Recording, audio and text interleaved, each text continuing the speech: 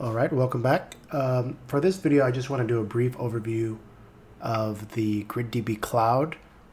So for this, you actually have to sign up, and I believe right now it is only available to users that are in Japan, but eventually when it opens up, this will be very useful. So GridDB Cloud is basically exactly what it sounds like. This is a GridDB server that lives on in a server farm somewhere that allows you to use GridDB as a cloud service without having to install it or manage it on your own local machines. So right here, I'm already logged in, and let me just show you briefly the dashboard, and then I'll show you how to create a user, create a database maybe, then I'll show you how to put some data in here, and then we'll stop, and then maybe I'll show you some other functionalities later. Okay, so first thing to know is this address here is a notification provider. So if so right now this GridDB Cloud is run in notification mode as provider. So if you head to this website, actually, it'll give you a list of the servers. So if you have, for example, if you connect via ODBC, or you're doing some other kind of connection to peering with your Azure cloud service, which I will show later here in the network access section, you need that URL to access the proper server location and ports for your cluster. All right, let's just go a little faster now. So here is the databases. So public is the one that when you first install GridDB, this is the default, and this is everybody has access to this database. And then you can create your own. So I made one called Israel and one called Freelancer. Let's say you have a user you want to add, so you can create your own database for them. So let's create a database called video. Okay, we don't need to worry about that. So now we have this database called video with 0 containers in it. Let's go to nodes. So this is just showing us the background information, so we can't really do anything here. This is more useful if you actually are doing a bunch of processing and stuff like that, but for now it's not that important to us. And then the settings, yeah, of course, here you can change up whatever you need to fine-tune your database for what is necessary for your project. So I will go over this in another video as well. And here we have the portal user, which is the user I'm currently logged in as. So this is the user who can log into the portal and mess with all this stuff. So usually admin level people. We don't really need to deal with this at the moment. Charts, you can actually look at your data in here, which is very useful. Yeah, let's see. Let's try 1 year from Freelancer.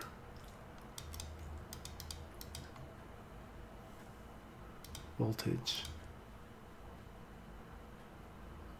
Okay, so I think this doesn't really have any data, so it's probably not allowing us to view anything. But we can add data later, and we can view this as part of the video series. Also here you can query, so we can query against our Freelancer, and we can check, for example, here Israel test. We can query this. So I guess we can try here. Let's try. Select all columns from Israel test.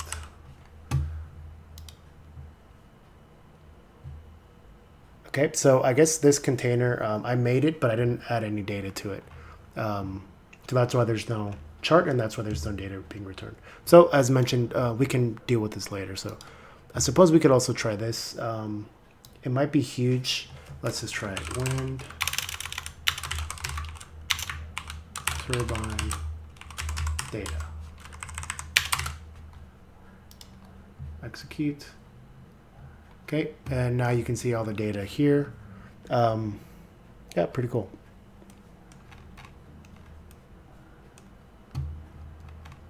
Okay. Yeah, I'm not sure why this didn't let me use a chart.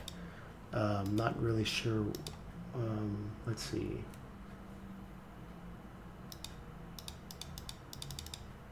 Add chart. Freelancer. Yeah, I'm not sure why it's not an option, but that's okay. All right, so let's say we want to create a new user. So let's create a new user called let's try Todd, and Todd will have a password of Todd. Will this work? Okay. All right, so the last thing I wanted to show, the other stuff I will get into afterwards, but so the way you would interact with this database, so obviously it's not as easy as just pushing data via API, because it's not that easy to get connected to a cloud server unless you use this this peering connection, which I will show next time. But instead here you can use the web API access. So the web API, I've gone over in another video, but basically it lets you send HTTP requests, and it will let you query or push data or get data. So here I'm allowed all access. All right, and let's see where we can find our web API address. So I'm not seeing it. That's okay. So I do have it saved, and I have a Postman here. So, oh, I see. So basically, your web API URL will be basically this, what your portal URL is. You have the trial number, which is the trial number here, and the URL, and then you kind of just devolve into the schema of what it's supposed to be. So host, port, we got, and then GridDB version 2, cluster name. So here the cluster name is GS trial 14, which we simply grab from here. So cluster name. So this is assigned to us. And then, sorry, I'm switching around a lot. DBS, and then it says public here. This is actually the database name. So public is a default, as I said, and this works for everybody. So it's a safe bet. But if you wanted to create somebody, a new user in their own database, you can create one, and you would put that there. So we created one earlier called video. So let's change this to video and containers. And then it says here you need to do basic authentication and username password. Okay, so we can go to authorization, we can do basic, and we can do Todd and Todd.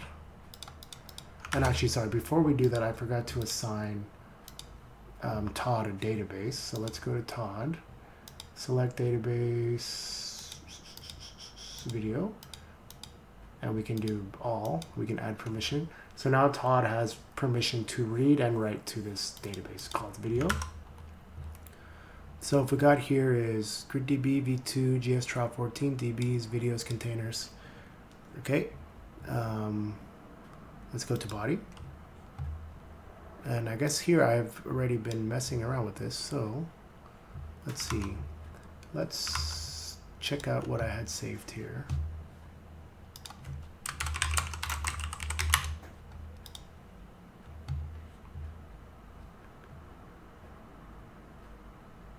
So yeah, I guess when you're doing this via curl or something, your username and password, you would have to base encode it.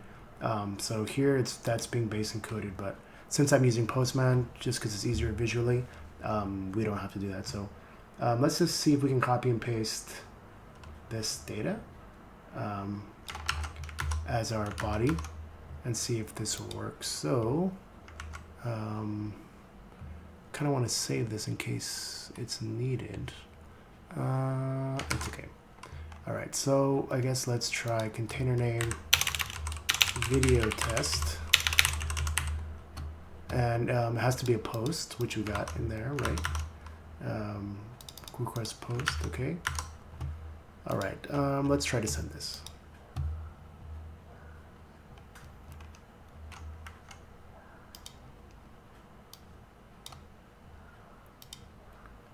Not supported. Okay, I think that means we have to change this to JSON. And I think we have to remove these. Okay, now let's try. Okay, perfect. 201 created. So that means if we navigate back to our cloud and let's see, clusters, databases, video. So now you can see container count 1. And now we have video tests is in here. And you can see timestamp, active, and voltage, which is exactly what I put here. Cool.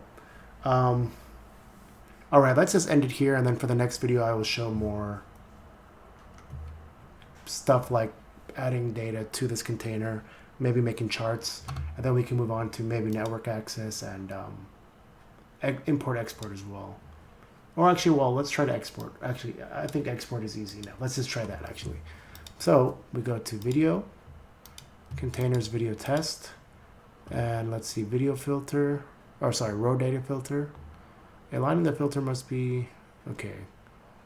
Container select where, oh, I see, okay. Well, we don't need to do that right now because it's pretty basic. So let's just schema only because there's no data anyway. May take a few minutes, okay, that's okay because we have no data in here anyway. And it says it's exporting now. I doubt it'll take that long. Like I said, there's no data, it's just doing the schema. So when this is done, we can download it and then maybe we'll see how it looks in our probably Excel, and then go on the video. So let's see, we did have one from earlier. Let's see what happens if I view result. Okay, I see. And this is the import and this is the download. Okay, I see. So if I had this file from another cloud and I were to import local file, it would probably show up the same way, and then I could probably do an import of that file directly into my database, which is just kind of nice. So I don't know if this is waiting for me to refresh. It's taking kind of longer than I would expect. Oh yes, it is. Okay. Okay, so let's download this. Open. Okay, let's try to open. Okay, cool. So we see here GridDB 5, users admin. And let's try this one. And this one actually has my schema and all the important information. Okay, cool. All right, like I said, let's end it there. We'll continue on next time. Thank you.